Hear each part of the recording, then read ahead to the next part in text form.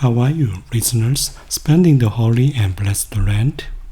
Today, on the fifth Sunday of Lent, the Lord invites us to stay in the blessing of being born again, not being bound by the enslavement of sin and wounds. I want you to look back on the meaning of rebirth this week. As time goes on and as we get older, we long and pray to become more mature.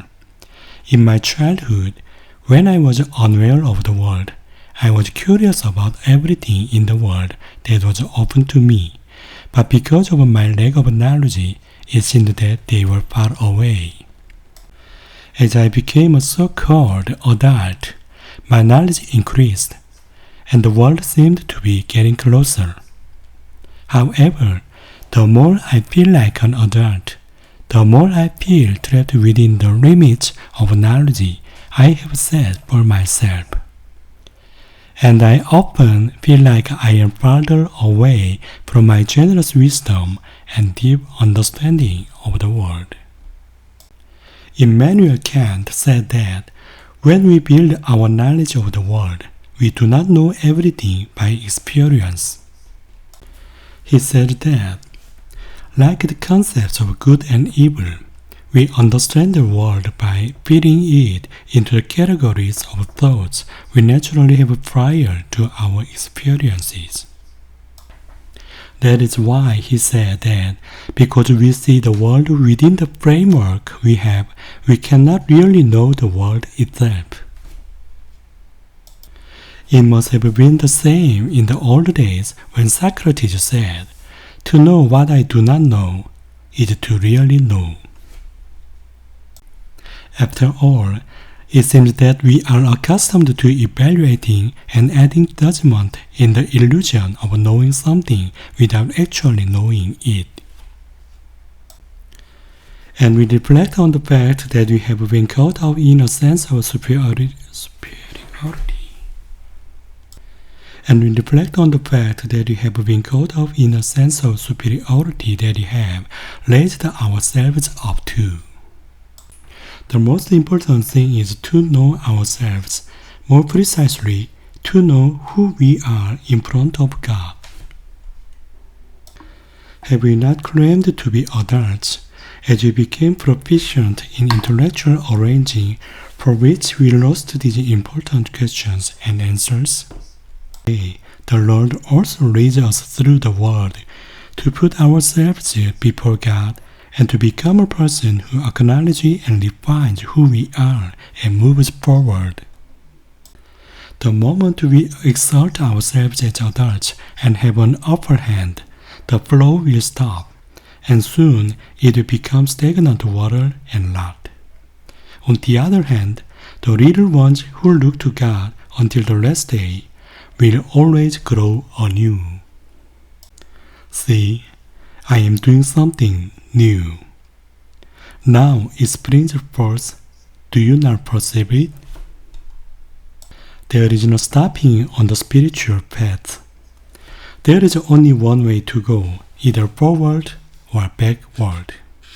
When one is not freed from the added sense of authority, from the pride of knowledge, or from the pride of the weight of time, and when we are caught up in the lust of power, we do not realize that we are in the fog. In response, the Lord advises us to shake our souls and wake them up. Let the one among you who is without sin be the first to throw a stone at her. To a crowd full of knowledge of the law, tradition, and authority of the status of the church, the Lord sends this powerful self-reflection message. True wisdom begins with confronting yourself naked before God, and it's about taking a step forward and trying to come alive in a way that pleases God. Therefore, a truly wise life is a life that knows its ultimate purpose, that I may gain Christ and be found in Him, since I have indeed been taken possession of by Christ Jesus. It is a life in which Christ is the cause and Christ Himself is the end. That is why I love the way of the cross, which I am willing to choose to seek the Lord and live according to the will of the Lord. It is a journey of suffering that must be endured with the purpose of becoming Christ-like through Christ living in us. The deeper the sorrow, the deeper the life of the person who lost from it, and the more compassion is embraced, the life of that person becomes full of love. It is not because we are perfect, but only through humble repentance that we are constantly renewing, we can make it to the end on this irresistible road. Failure is not about falling, but rather giving up, not trying to get up just because you have fallen. He wrote on the ground, "Neither do I condemn you. Go." The Lord may have written on the sand the faults and wounds of each of us in our lives.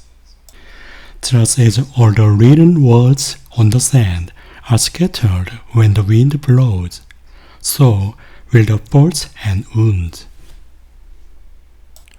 Rather than looking at our faults and accusing us of our sins, the Lord asks us to become sons and daughters who can stand up again and take the steps to return to Him. Let us trust in the mercy of the Lord who loves us and who constantly opens up opportunities and encourages us. Also, I pray that even if we are weak beings that are bound to fall, it will be a time of Lent when you can mature the humble wisdom that asks for the courage to be born again as a new person.